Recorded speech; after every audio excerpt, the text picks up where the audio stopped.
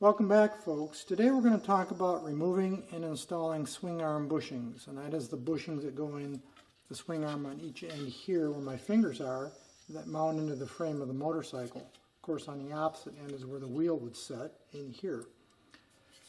This happens to be the swing arm off the little Yamaha YL1 that I've been working on, and I'm replacing the bushings with new. The part's still serviced by Yamaha. Before I go ahead and paint the swing arm this spring, when the weather gets a little nicer and I can paint outside. So you can see I've already beat blasted and stripped this swing arm. It's down to bare steel. This bushing I have already replaced. This is one of the new ones from Yamaha. That part is still serviced. You can still get them right here. You can see the part number that Yamaha still supplies. If anyone out there has ever replaced swing arm bushings, you know how difficult this can be. They can be a real bear to get out. You wouldn't think something so small could give you so much trouble, but they usually do. There's a couple different styles. This just happens to be a plain steel cylinder with a rubber infill and then a bushing in the middle. As you can see here, that's very typical. Another style would be a bit of a T-nut style, quite often made of brass or bronze. And one end would have a flange on it. It looked like a T-nut from the side if it was sitting like this. Kawasaki uses that style on a number of their bikes, their triples for instance. And that flange would sit on this lip right here when you drive the bushing into the swing arm. This just happens to be a fairly plain style, again very common. This bushing actually came out of this swing arm, and I'm going to share with you one technique for removing and installing bushings. It certainly isn't the only one. It's the one I use most often. Now you can press these out on a hydraulic press if you have one. The challenge with a hydraulic press is fixturing it in such a way that you can get in there and get a nice straight draw with the ram on the press and properly support the bottom of the component here when you're pressing down on it. It can be done. I don't usually use a press for this, and I know most of the people probably out there don't have hydraulic presses, so I'm going to share with you the method I use. It doesn't require really anything very complicated. Some all thread and some nuts and washers is about all it will take, and we'll demonstrate that here in a moment. First thing we're going to talk about is removing of swing arm bushings, and on this particular unit right here I've already removed the bushings. I actually removed them a while back, and I thought, well, maybe I should do a video on reinstalling them and explaining this to people. So I can't actually show you the removal, but I can emulate it for you by showing you the setup that I use. One of the first techniques most people will attempt to use to get one of these bushings out is they'll take a screwdriver or a cold chisel or something, and this will be inserted in here like this, just like you see the new one, and pretend, if you will, that this was sitting in here like this, and they'll smack it with a cold chisel, or they'll use a drift and try to force it out, and it's risky. You run the risk of damaging the metal around here. Certainly you will damage the bushing. That might be inconsequential if you're going to replace them anyway. And I'll confess that quite often I do that. And in fact, with this one, you can see here, I originally, when this was installed, took a cold chisel and smacked it a couple times to see if I could get it to move, and I couldn't. And you can see the mark right there where my thumb is from the cold chisel. I can just tell you from experience, and I've done dozens of these over the years, they almost never come out that easily. And in fact, this one didn't. So what I resort to usually is using a piece of all thread. Let me use this one here. Got the nuts on it. Some all thread and some washers that will act, and this acts as a puller, essentially. Now, I keep all thread around. I keep 1/4 inch, 3/8, and 1/2 inch all thread and 3-foot long lengths in my shop. It seems like I always need it for something. This happens to be 3/8 with a nut on each end, and you can see a couple of washers. And this essentially works great as a puller. You can cut it to length, the all thread. I have two different sizes here, and I'll talk about why here as we go. And since I can't actually show you the full process of removing a bushing, I will demonstrate the method I would normally use. Now, the key to removing bushings with all thread is having a couple of the right size sockets. Now, what you're going to need is a socket to act as a receiver. That is, remember, this is one of the original bushings that came out of this part. When I say a receiver, this bushing just fits into that socket, because as you pull it out, you have to have a means or space for this to pull into, and I'll demonstrate that in a moment. So you might have to go through your sockets and find one that just is the right size. That is, that this just slips into. On the other end of things, this will act as the pusher. Again, a socket that is just slightly smaller than the outer diameter of the bushing that you're going to be pulling or pressing out.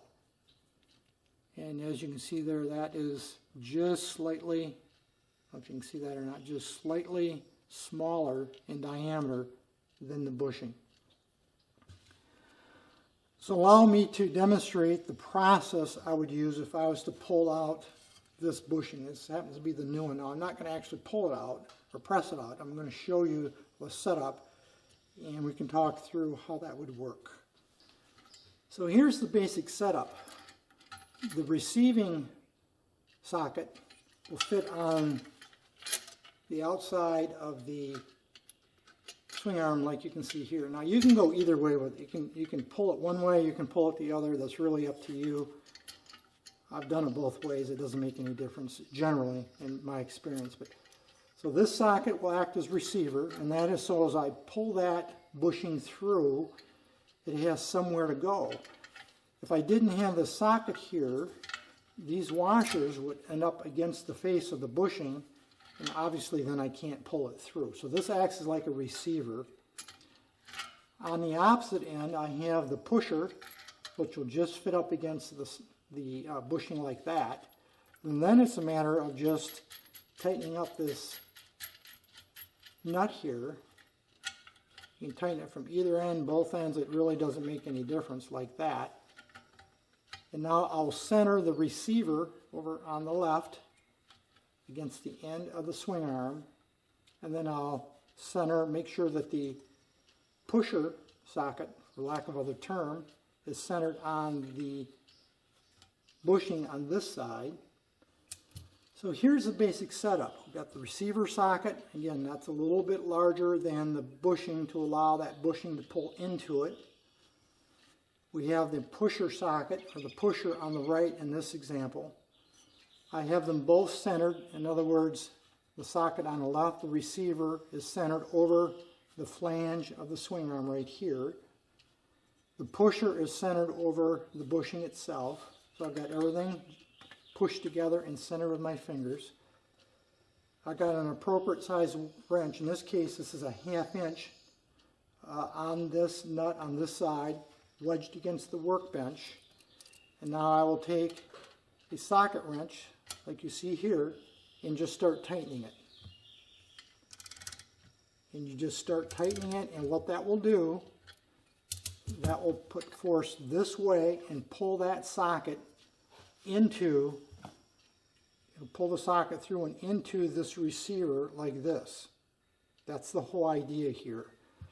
Now bear in mind, this will take a little bit of force. It takes some effort. That's why you see I'm using a fairly long socket wrench. You can heat this ahead of time if you like and get it good and hot with a hot air gun. I would not use an open flame torch if it was me, but you can heat this if you wish. It might help loosen this up a little bit if it's corroded in here. And just start tightening. And as you tighten, it'll pull that socket this way. Now, in the event that you run out of depth in here for your bushing to move over. In other words, it might run, in fact it will on this one because this socket isn't long enough. I did not have a deep socket that was the right size to act as a receiver for the bushing. So what I did in this case, when I literally pulled these bushings out, is I used the exact setup you see here and just tightened this, ratcheted it over, and worked the bushing this way. It pulls it nice and straight so it doesn't get cocked. And then eventually I had to take the setup apart. Let me do that here a second.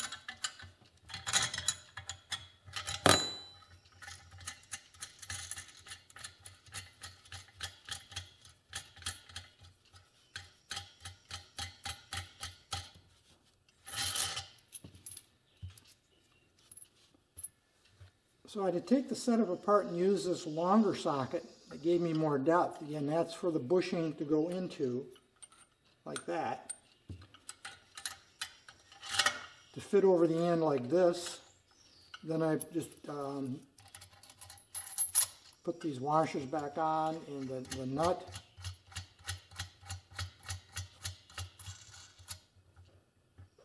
And continued the process.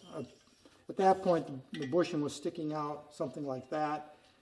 You keep tightening it and you'll pull it right out. Now I could have used this big socket to begin with, I suppose. I wanted to be able to see what was going on a little easier, but I could have started with this and it would have worked just fine. So that's the gist of how to create a little puller to pull these bushings out. That way you avoid having to use hammers and drifts and getting forceful with it and running the risk of hitting something, damaging it, breaking something, marring something up. This process I've used for years. Each setup is a little bit different. Each swing arm is a little bit different. Each bike is a little different, the size of the bushings, etc. Again, that's why I keep all thread around, because then I can very quickly I can make a setup that's appropriate for what I'm trying to do. So that's how I would remove, or I did in fact remove these two bushings from this particular swing arm. Next I'll show you the setup for installation of the swing arm bushings, which actually is quite a bit simpler than what you see here. A couple of points, a couple of things that I like to do. Keep in mind, generally these bushings are an interference fit. So what I like to do, and what I'd recommend if you have the means to do so, is check the outside dimension of the bushing and compare it to the inside dimension of the receiving space in the swing arm. And you should have 1 to 2 thousandths or so difference. In other words, this should be 1 to 2 thousandths, that is the bushing, typically larger than where it will fit into the swing arm. That's that interference fit. If you have much more of a difference than 2 thousandths, it's going to be a struggle, particularly with wrenches and the kind of tools I'm going to use to pull that bushing in. It gets to be a lot of work. So what I typically do is check them, and if this is more than 2 thousandths oversized, you can put it in a drill chuck and spin it with rig up a little bit of an arbor or something like this, put it with a nut, put this in a drill chuck, spin it, and with some emery cloth, and bring this down to size. I put it in my lathe because I have a lathe, but that's not absolutely necessary to do so. The other thing I like to do, even if they're close in size, 1 to 2 thousandths, within 1 or 2 thousandths, is I like to polish this. As you can see here, I've already done that. That's been polished. As well as I take the a brake cylinder hone. That's what this is. This is happens to be a 3-shoe brake cylinder hone. A 2-shoe would work, and I run that through the swing arm to clean that up so it looks nice and polished also. And I think, let's see if we can get a shot of that. You can see what that looks like right there. It looks pretty good. What I'm going to do now is I'm going to apply a little anti-seize to the inside here and to the outside of the bushing. And I'm going to heat this swing arm nice and hot with my hot air gun. I will put everything together, and then we'll go ahead and pull that bushing into place. I won't show you the application of the anti-seize and heating of the unit with the hot air gun. I'll bring you back after I've got everything ready to go. We're back. The anti-seize has been applied to the inside of the swing arm as well as on the bushing. The steering head itself here, the receiver for the bushing has been heated good and hot. I've got my wrench here ready to go, so I'm going to put that on this nut. And I'm going to tighten this one. And by tightening this one, I'm going to pull the bushing in.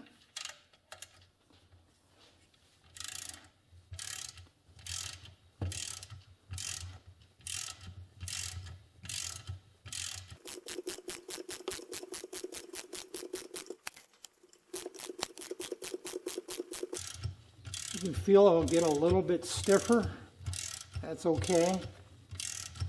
So I'm using a long-handled ratchet here. Just about home.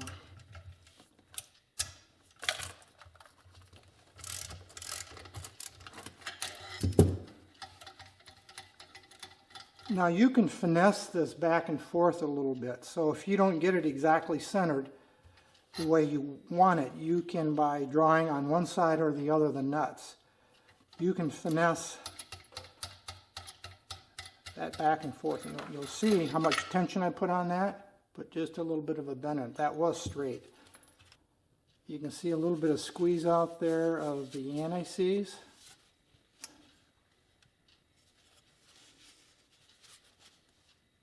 You can see it on both sides. I might need to shift that bushing just a little bit further to the right. So there's the fundamentals of how to use a threaded rod and nuts, washers, to pull the swing arm bushings into place without having to resort to a lot of physical violence or using drifts and trying to hammer them into place. It's actually easiest to do it on a hydraulic press if you've got one and you have a way to fixture it, but I thought I would show this method for folks that don't have a hydraulic press and might be curious about an alternative way to do it. That's it for this video. Any questions, let me know. Otherwise, thanks for watching.